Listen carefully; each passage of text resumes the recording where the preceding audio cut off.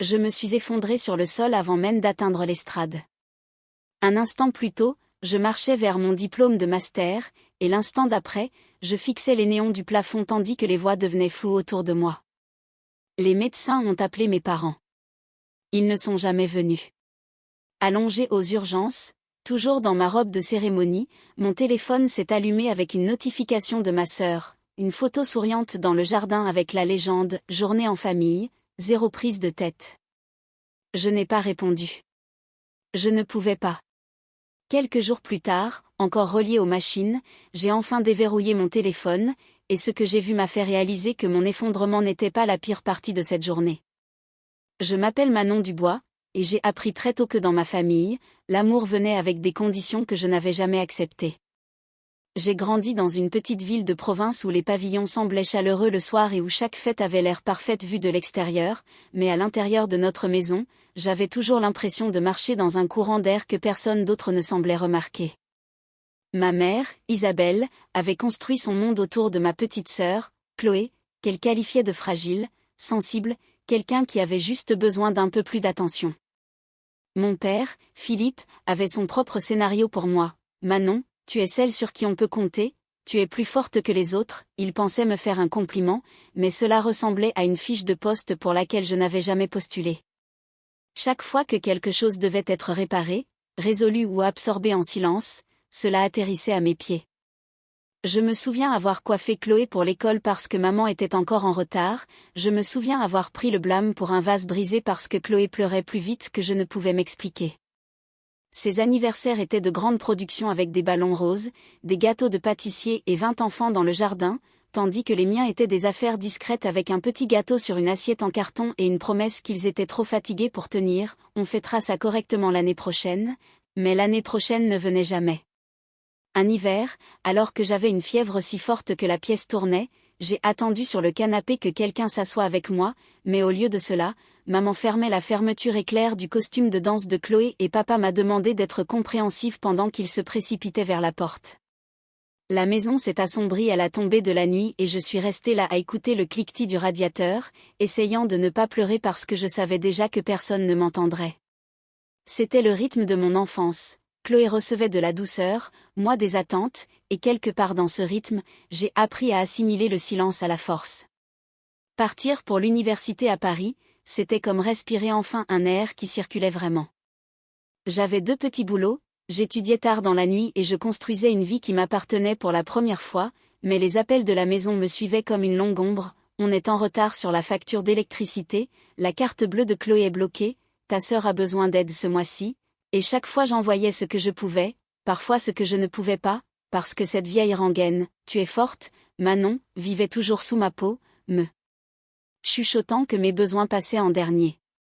Paris m'a aussi donné des gens qui remarquaient des choses que ma famille n'avait jamais vues, comme Julie, ma collègue qui me mettait une soupe chaude entre les mains en me disant d'arrêter de m'excuser d'être fatiguée, ou Thomas, qui fronçait les sourcils quand je vacillais pendant un changement de service, et le docteur Garnier, qui n'a pas eu besoin de plus de 2 phrases pour me dire « Vous portez trop de choses, beaucoup trop », mais malgré tout cela, j'ai continué à tirer sur la corde, promettant que je me reposerais après l'obtention de mon diplôme, après une garde de plus, après que les choses se soient calmées.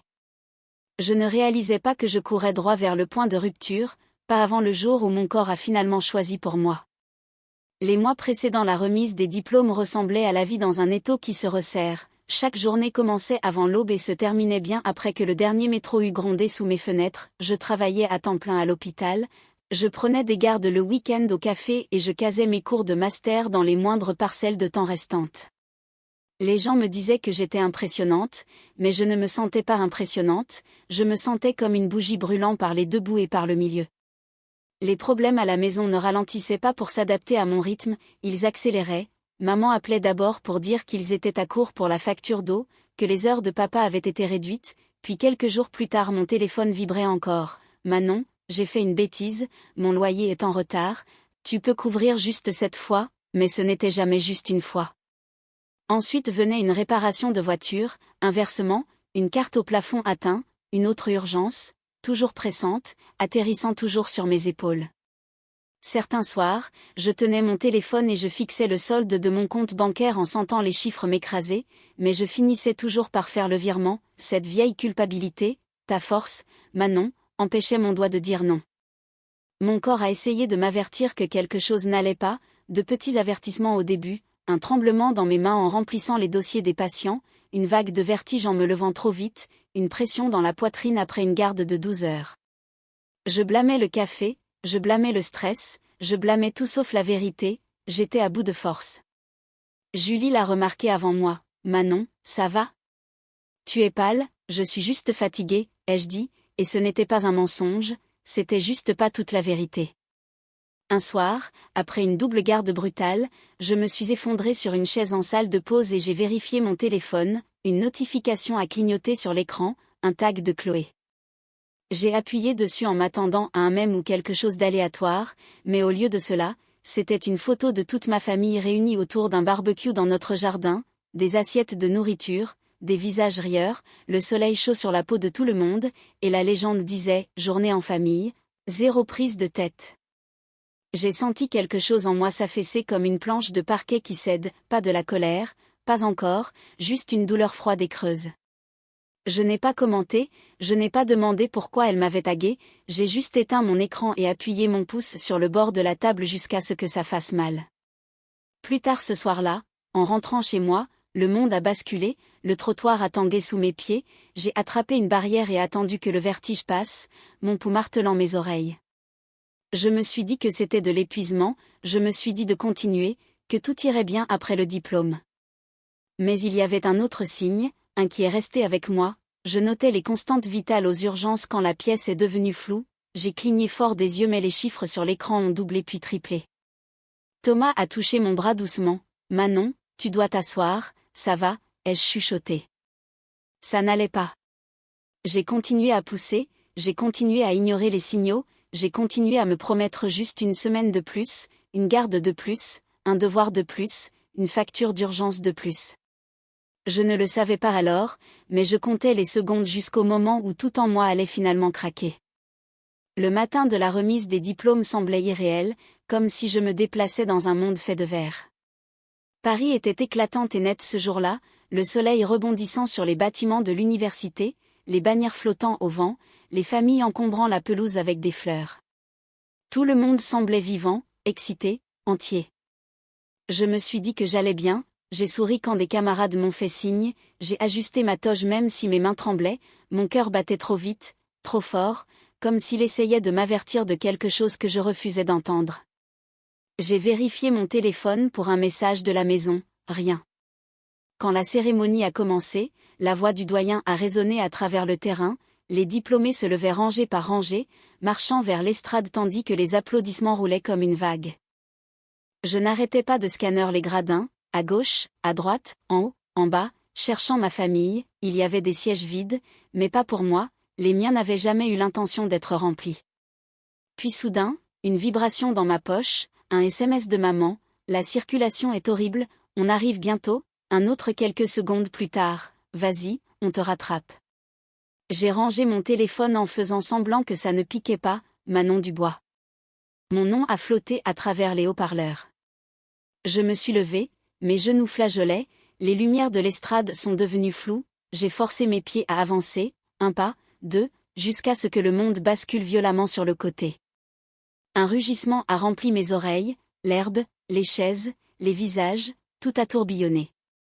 Je me suis effondrée avant d'atteindre la première marche. Des cris ont éclaté, des pas se sont précipités vers moi, quelqu'un a crié à l'aide, un froid a rampé sur mes doigts alors que la sensation s'échappait. Puis rien.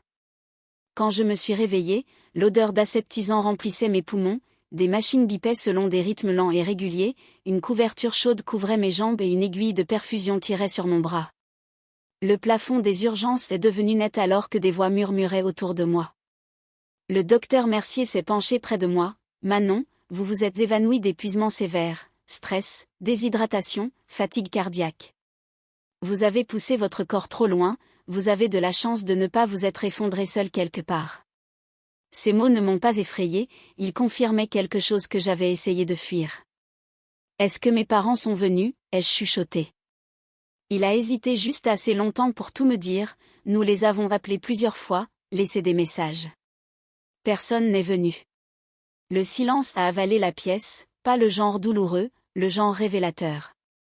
Des heures plus tard, quand mes mains ont enfin cessé de trembler, j'ai attrapé mon téléphone. Elle était là, une nouvelle notification, Chloé m'avait tagué sur une photo. Mon souffle s'est coupé en l'ouvrant, ma famille se tenait autour du barbecue dans notre jardin, riant, tenant des assiettes pleines de nourriture, Chloé au centre souriant largement, avec la légende « Journée en famille », 0 prise de tête. Je l'ai fixé jusqu'à ce que ma poitrine se serre à nouveau, non pas à cause de mon état, mais par clarté, ils n'avaient pas raté ma cérémonie, ils n'étaient pas coincés dans les bouchons, ils avaient choisi de ne pas venir. Une expiration lente et contrôlée a quitté mon corps, pour la première fois, ce n'était pas de la résignation, c'était le début de quelque chose qui changeait, quelque chose qui se fissurait. Et pourtant, le véritable point de rupture n'était pas encore arrivé, pas avant quelques jours plus tard, alors que mes forces me manquaient encore et que mon téléphone s'est allumé avec 75 appels manqués de la maison. La première chose que j'ai remarquée était la vibration, douce au début puis un bourdonnement implacable contre la table de chevet en métal comme s'il essayait de secouer la chambre pour la réveiller. Je n'étais rentrée de l'hôpital que depuis quelques heures, toujours pâle, toujours étourdi, bougeant comme quelqu'un dont le corps ne lui fait plus tout à fait confiance. La lumière du soir parisien filtrait à travers mes stores, douce et dorée, effleurant la pile de papier de sortie d'hôpital à côté de mon lit. BZZ, BZZ, BZZ. Je l'ai ignoré jusqu'à ce que cela devienne impossible. Quand j'ai finalement saisi mon téléphone, l'écran m'a presque aveuglé, 75 appels manqués. Maman, papa, maison, Chloé. Encore et encore comme une incantation. Mon estomac s'est noué, pas de la peur, pas de la culpabilité, quelque chose de plus froid. Je n'ai pas rappelé, pas encore. Au lieu de cela, j'ai fait défiler. Les messages se chargeaient par vagues. Pourquoi tu ne réponds pas, c'est grave, Manon décroche, tu ne peux pas juste disparaître, on a besoin de toi maintenant, Chloé a des ennuis. J'ai expiré lentement. Bien sûr, c'était à propos de Chloé, c'était toujours à propos de Chloé. Mais quand j'ai atteint les messages précédents, la vérité est devenue plus tranchante, il n'avait pas essayé de me contacter pendant mon effondrement, ni pendant mon séjour aux urgences, ni pendant le silence qui a suivi. Non, il ne s'en souciait qu'une fois que leur problème atteignait ma porte. J'ai fait défiler plus loin, une photo de papa, une capture d'écran d'un avis bancaire, d'autres papiers flous, des factures, des paiements, un prêt, un gros prêt. Mes yeux se sont figés. Mon nom était dessus, ma signature. Sauf que ce n'était pas la mienne, pas la façon dont je signais, pas les courbes que je contrôlais. C'était un scan, un vieux scan, celui que j'avais utilisé il y a des années sur un formulaire de location à la maison. Il l'avait copié. J'ai senti mon souffle se couper, mais au lieu de la panique, quelque chose d'étonnamment stable s'est élevé en moi. Ils avaient imité ma signature, et maintenant la banque voulait ma confirmation, sans elle, le prêt leur retomberait dessus, sur leur propriété, leur compte, leur désordre. Et ils le savaient, c'est pour ça qu'ils appelaient. Je n'étais pas leur fille à ce moment-là, j'étais un levier. Je n'ai pas répondu, pas encore. Au lieu de cela, j'ai envoyé un SMS à une personne, « Tu peux venir ? J'ai besoin de toi. » 20 minutes plus tard, Julie entrait dans mon appartement avec une soupe à emporter et le genre de présence qui stabilise un monde en train de s'effondrer. Ses yeux ont scanné mon visage, ma posture, mes mains tremblantes, qu'est-ce qui s'est passé ? Je lui ai tendu mon téléphone. Elle a lu en silence, sa mâchoire s'est serrée. Manon, c'est grave. Ils ne peuvent pas te faire ça. C'est de la fraude. Le mot m'a frappé comme une cloche, claire, indéniable. Fraude. La chose que j'avais été trop conditionnée pour nommer. Julie s'est assise sur le bord de mon lit, on ne va pas les laisser te piéger à nouveau. Pas cette fois. Elle m'a aidé à ouvrir mon ordinateur portable, nous avons sorti les messages, les papiers, les chronologies, et pour la première fois de ma vie, je n'ai pas défendu ma famille, ni ne les ai excusés ou rationalisé leurs actes. Pour la première fois, j'ai laissé la vérité se tenir debout. Ils m'ont utilisé, ai-je chuchoté. Ils l'ont toujours fait, a répondu doucement Julie. Plus tard ce soir-là, encore faible et endolorie, j'ai rejoint un appel vidéo avec un avocat spécialisé qu'elle m'avait recommandé. Je tenais mon téléphone à 2 mains pour qu'il ne tremble pas. Quand il a vu les documents, il a soupiré lourdement, c'est une utilisation non autorisée de vos informations. Vous ne leur devez pas un seul centime. Ce qu'ils ont fait est illégal. Illégal. C'était là, froid et brutal. J'ai senti quelque chose dans ma poitrine se desserrer comme un poing qui s'ouvre enfin. L'avocat m'a expliqué mes options, les étapes, les protections, les limites que je ne savais pas avoir le droit d'avoir. Puis il a dit, s'ils vous contactent à nouveau, dites-leur que vous êtes au courant de la falsification et que vous ne participerez pas. Les mots me terrifiaient et me libéraient. Quand l'appel s'est terminé, je suis restée assise là, entourée de silence et d'un air nouveau. Julie a serré ma main, tu n'es pas seule. Pour la première fois, je l'ai cru. Le lendemain matin, le soleil à peine levé, mon téléphone a sonné à nouveau. Le numéro de mes parents. Julie m'a fait un signe de tête. Haut-parleur, ai-je dit en décrochant. La voix de maman a explosé dans le téléphone. Manon, enfin. Tu as une idée d'à accent grave quel point on a été stressé? Pourquoi tu ne répondais pas? Je me suis adossée au canapé, stabilisant mon souffle. J'étais à l'hôpital, ai-je dit calmement. Un temps d'arrêt. Silence. Puis maman s'est raclé la gorge. Eh bien oui, mais Chloé est en crise et nous avons besoin que tu te concentres. C'était là. La vérité dévoilée. La voix de papa a retenti ensuite, tu dois appeler la banque aujourd'hui. Ils ne nous parleront pas sans toi. L'avenir de ta sœur est en jeu. Je n'ai pas bronché, papa, vous avez utilisé ma signature sans ma permission. Une pause longue et suffocante. Maman est intervenue, on l'a fait seulement parce que tu es responsable, tu peux gérer ça mieux que Chloé. Arrête de faire ta dramatique. Les yeux de Julie se sont écarquillés à ce mot. Dramatique? Le même mot que Chloé avait utilisé dans la légende de sa photo pendant que j'étais aux urgences. J'ai avalé ma salive, mais ma voix est restée égale, je ne signerai rien. Pardon, a aboyé papa. Je ne signe pas, ai-je répété. Je ne couvre pas le prêt. Je ne répare pas ça. Tu es obligé, a hurlé maman. On pourrait tout perdre. Manon, pense à ta famille. J'ai fermé les yeux. C'est ce que j'ai fait toute ma vie. Le ton de papa s'est durci, tranchant comme du métal, si tu n'aides pas, on est fini.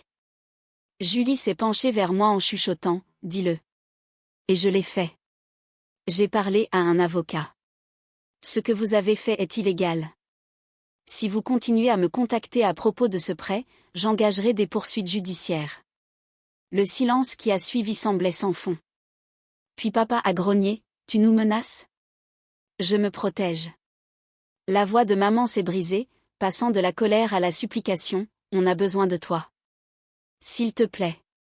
Il y a 1 an, cela m'aurait brisé. Maintenant, cela ne révélait que la vérité, ils n'avaient pas besoin de moi, ils avaient besoin de ce que je fournissais. J'ai pris une inspiration, j'ai fini d'être la solution à des problèmes que je n'ai pas créés. J'ai fini d'être votre filet de sécurité. J'ai fini d'être la forte pour que Chloé n'ait jamais à grandir. Manon. A étouffé maman. Non, ai-je dit, plus maintenant.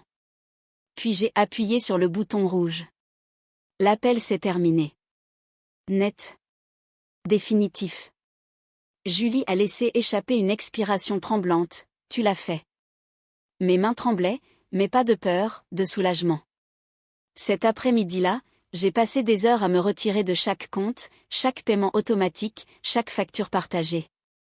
J'ai appelé les entreprises, fermé les accès, réinitialisé les mots de passe, tout documenté. Chaque étape ressemblait à la coupure d'un nouveau fil qui m'avait lié à une vie bâtie sur l'obligation. Au coucher du soleil, pour la première fois en 27 ans, j'étais libre. Je me suis tenue près de ma fenêtre, la ville brillant sous le ciel violet, et j'ai chuchoté une vérité qui avait le goût de l'oxygène, je ne suis plus leur réponse. Et alors que la dernière lumière glissait derrière l'horizon, je savais que la suite de mon histoire n'était pas seulement à propos des conséquences qui les attendaient eux, c'était le début de la fin des conséquences pour moi. La guérison n'est pas arrivée comme un miracle, Elle est venue par petites respirations régulières. J'ai continué la thérapie, j'ai dormi plus que je ne l'avais fait depuis des années, j'ai appris à dire non sans que mon cœur ne s'emballe. Mon corps m'a lentement pardonné pour tout ce que je l'avais forcé à porter. Les nouvelles de ma famille me parvenaient par des voisins éloignés, le prêt a fait défaut, la banque est intervenue et Chloé a dû faire face aux conséquences juridiques elle-même. Pour une fois, je n'étais pas l'équipe de nettoyage. Pendant ce temps, ma vie à Paris s'est transformée en quelque chose de plus doux. J'ai emménagé dans un petit studio inondé de lumière matinale, j'ai pris un nouvel emploi clinique qui respectait les limites. Julie est devenue mon contact d'urgence, ma vraie famille de toutes les manières qui comptaient. Un soir, en rentrant chez moi devant des arbres en fleurs, j'ai réalisé que ma poitrine était légère. Je n'attendais pas une autre crise. Je vivais enfin ma propre vie. Je repense parfois à ce jour sur l'estrade de la remise des diplômes, le moment où mon corps a pris la décision que mon cœur avait trop peur de choisir. Il m'a forcé à m'arrêter, à voir la vérité, à partir. Et maintenant, debout dans ma propre vie, entouré de gens qui sont présents sans qu'on le leur demande, je comprends quelque chose clairement, se choisir soi-même n'est pas égoïste, c'est de la survie. Si cette histoire a touché quelque chose en vous, partagez vos pensées dans les commentaires. Et si vous avez déjà reconstruit votre vie à partir de zéro, vous n'êtes pas seul.